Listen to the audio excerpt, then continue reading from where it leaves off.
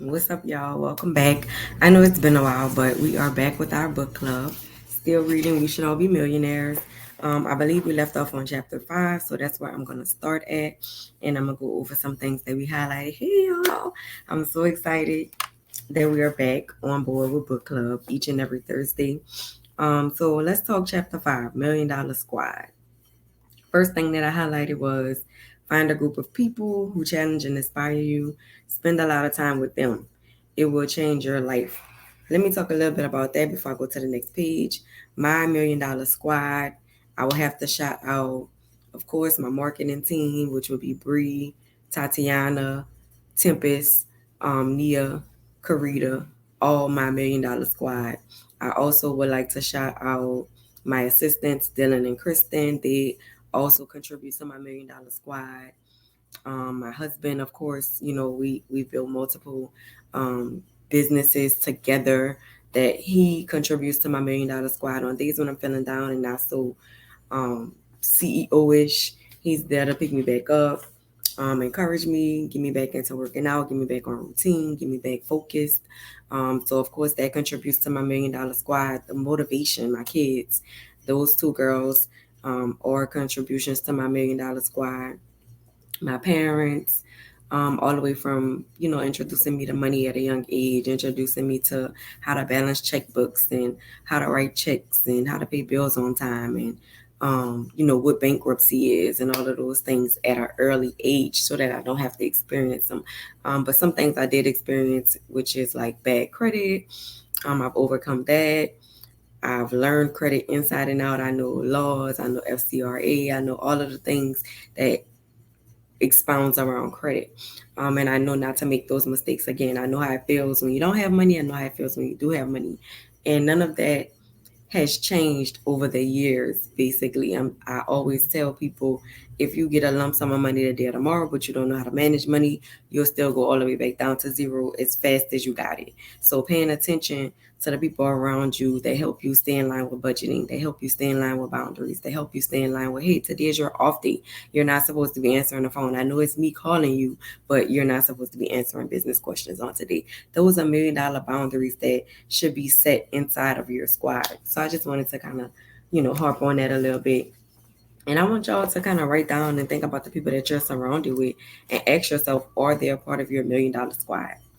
The next thing that I highlighted is we're on page 80. It says, I want you to think of your own journey to success, not something you want to attempt without a community. Right? So you guys are my community. I appreciate y'all. Shout out to Fee, Cheryl, all y'all in the comments. I always appreciate you, Cassandra, Ashley, all a part of my $1 Million Squad, right? Make sure you think about your own success journey. I'm giving you mine, or I'm giving you examples of mine, but I want you to think about your own as well. It's so much harder to reach your full potential when you're hanging out with people who aren't interested in personal development and reaching their own definition of success. I'm going to read that one again, y'all. It's so much harder to reach your full potential.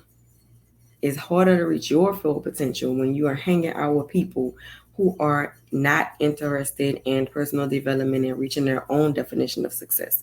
My pastor always says, if you're the smartest person in your group, then you might need to change your group. If you're the smartest person in your circle, you might need to change your circle.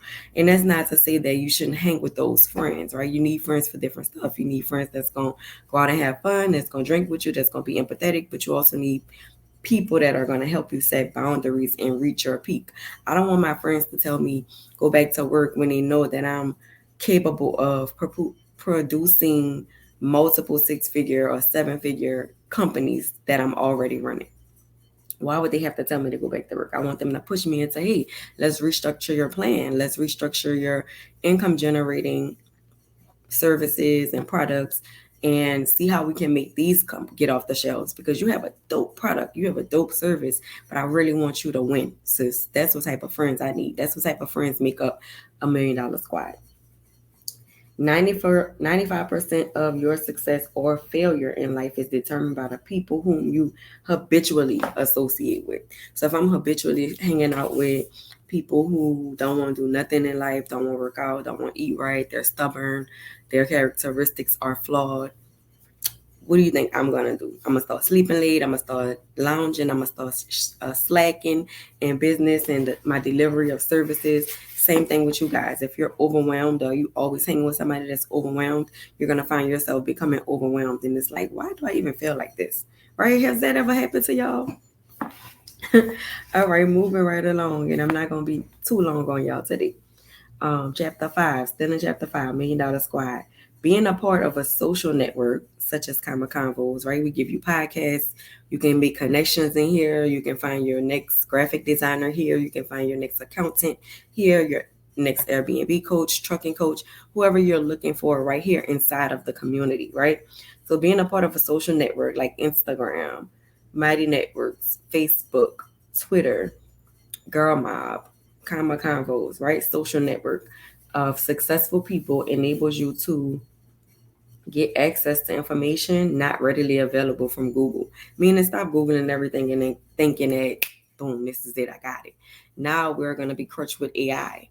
And I was telling people, like I think I spoke on a podcast and I was saying, they asked me about AI and I was like, it's going to be a crutch for most experts because I feel like a lot of people don't necessarily have the words to say.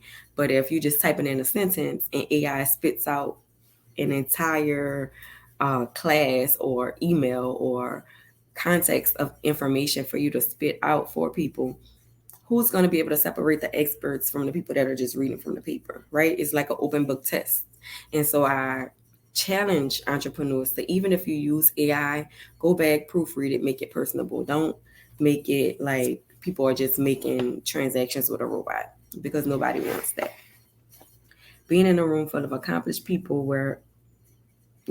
being in a room full of accomplished people where folks are freely sharing their specific strategies, resources, and referrals for success. That is where you are right now. So if you're holding your questions in, you're saying, I don't want to ask my question. This might be a dumb question. Nobody might not feel like this. Nobody might not have reached this plateau in their business yet. You are holding yourself back because you're in a community, a social network of accomplished people, right? Whether you just started your business yesterday or you started your business 3 years ago, you let it lapse and now you're coming back and you're trying to figure things out. This is where you want to ask questions. This is where you want to ask for help. This is where you want to collaborate and connect with like grinding individuals like my girl Jay Chic would say. All right. You want to be in a room where it happens, right? Where it happens, things happen. People are being featured. People are being recognized. People are being sought out after for their experience and expertise. Your squad is crucial to your success, and it might be the main ingredient you're missing out on right now. So keep in mind, we've been on this particular platform for about 2 to 3 months now. At first, we were doing everything solely through the Facebook group, but now we have an app. We're in your pocket. If your notifications are not on, if you haven't followed anyone that's in a group, if you don't read your DMs, because I DM y'all. If I don't hear from y'all, I DM y'all. If we have a class, I DM y'all. Listen, it is your fault that you're failing in this mentorship. All right. The book club is only an incentive for you showing up in the mentorship. All right. If you haven't scheduled a Thursday meeting with me, you are failing in this mentorship. If you did not complete the 3 a.m. challenge, you are failing in this mentorship. All right. If you're not an affiliate and you bring in more people in, you're failing because that's a source of income for you.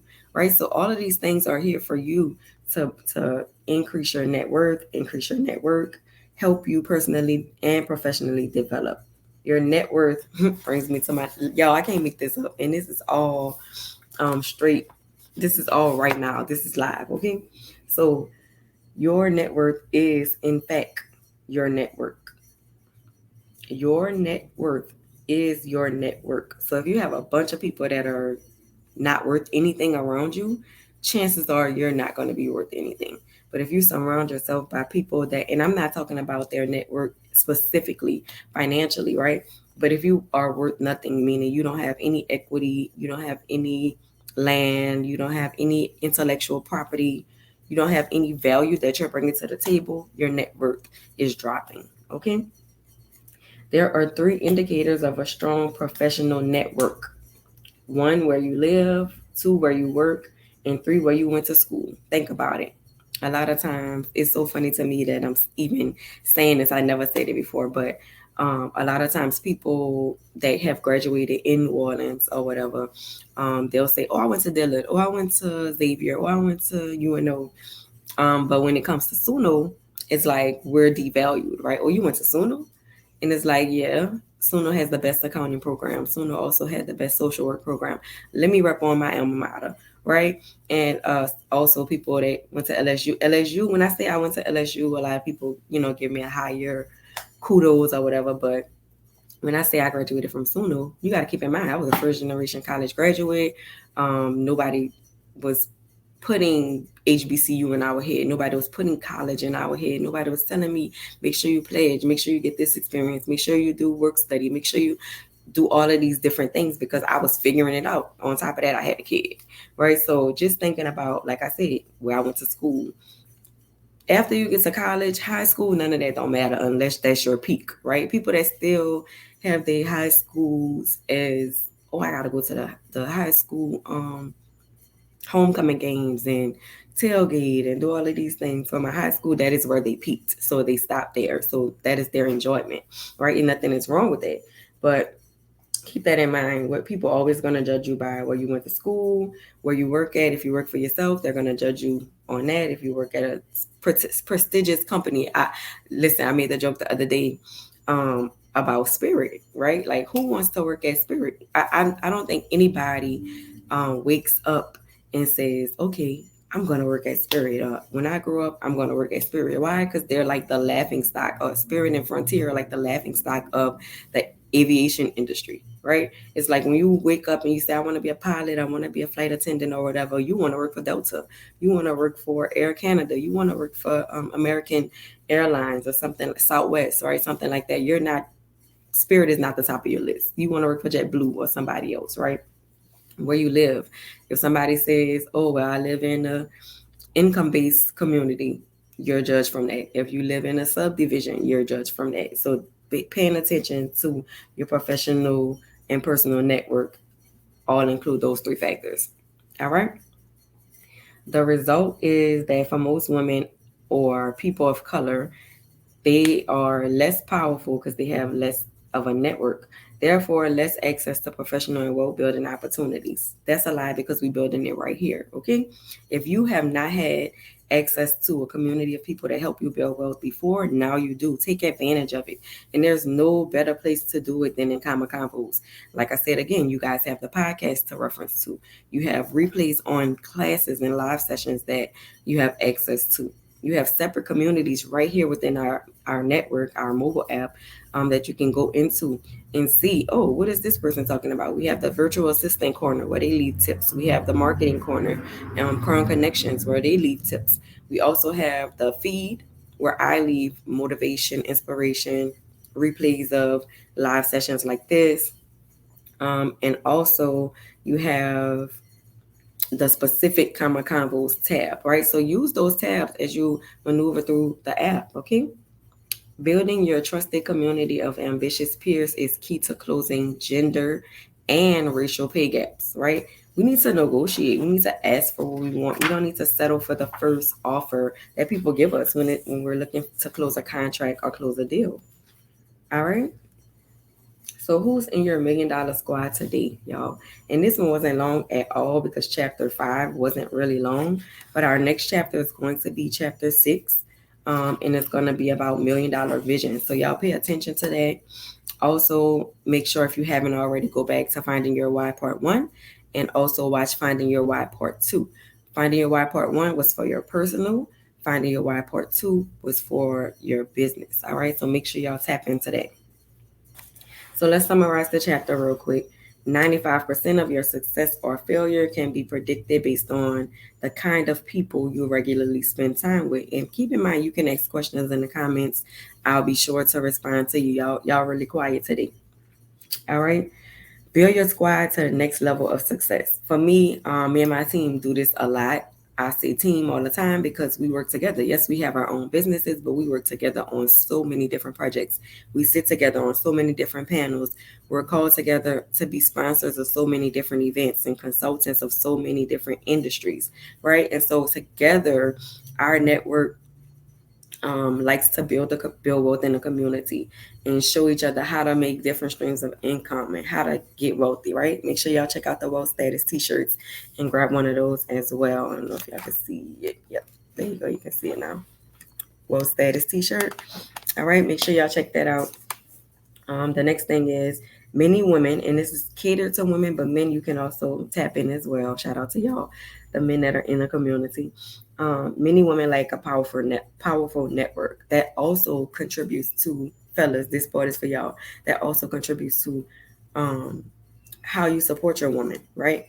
How you uplift your woman, how you refer your woman, right? Make other people support your woman the way that you do. If they're shining, they're only going to shine brighter when you support them. And this contributes to the gender and racial pay gaps, meaning if you work a job or if you are your own business owner. A lot of times we devalue ourselves or don't charge what our worth is or charge what the product or service is really worth based on not doing research, based on not finding our ideal clientele, based on our clients coming from lack or coming from a space of we need to get this sale. So I'm willing to discount my price 30%, 40%, 70% just to get that sale, right? We don't want to do that. And continue inequality when it comes to access to opportunity. Again, I send you guys grant lists every month. I send you guys emails on how to get other streams of income, how to obtain funding, how to structure your business, how many bank accounts to have, all of those things. I need you to implement. Women are taught that having white male allies is essential to our success. I call bullshit. That's what Rachel said, y'all. When male-dominated networks can be harmful to women. Research shows that white men going to help white men. Women should seek to create an inner circle of close women friends. So women need to uplift and support each other. Despite disparities, you can create your own amazing network by becoming a joiner. Join, connect more deeply with communities you're already a member of, and by creating your own community, right? So, for example, if you're not ready to build your own community, join more than one community. Don't just be a member of Comma Convos. Also connect with other communities and ask, can you teach classes? I've taught in Suspreneurs, I've taught in Girl Mob, I've taught in CEO Society, and I've also been asked to be a producer in one of my mentees' classes and teach about accounting and bookkeeping for short-term rental hosts. I've led 4 different wealth development summits. Of course, I teach classes on taxes, credit repair, how to start a credit repair business, how to start a tax business, business credit, personal credit, business planning, all of the above, right? So those are several streams of income and several industries of expertise that I bring to the table. So I'm always a valuable source to people around me. What are you a valuable source at? Ask yourself that. No homework. Just go ahead and proofread chapter 6. If y'all don't have any other questions, I really, really appreciate you for being a part of the Comma Convos community. Make sure y'all follow us on YouTube, on Instagram, Comma Convos Podcast, and also my personal page, Drika M. Carter. And make sure y'all tap in and bring somebody with y'all next time. I appreciate y'all. See y'all for chapter 6.